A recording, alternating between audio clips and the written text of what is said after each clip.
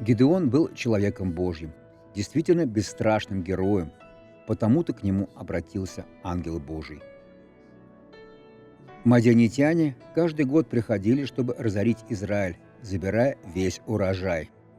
А Гидеон посеял пшеницу, поскольку он услышал, как священник, пророк, посланный Богом, сказал: «Я вывел вас из Египта и сказал: не бойтесь богов аморейских, на чьей земле вы будете жить». А вы испугались. И Гидеон решил: я не буду бояться. Он посеял, и все вокруг спрашивали: зачем ты это делаешь? Но он собрал урожай, чтобы обмолотить его, и тут появился ангел. «Гидеон, ты очень важный человек, отважный человек. Господь с тобой».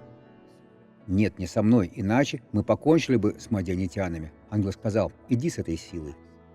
И после того, как он одержал победу, его захотели сделать царем. Книга Судей 8:23.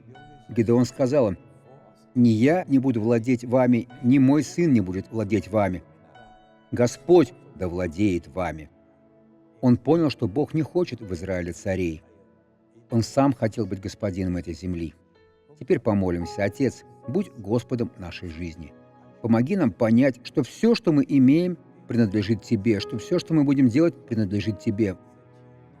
Мы будем верно служить Тебе, как подобает послушным чадам. Благодарю Тебя во имя Иисуса.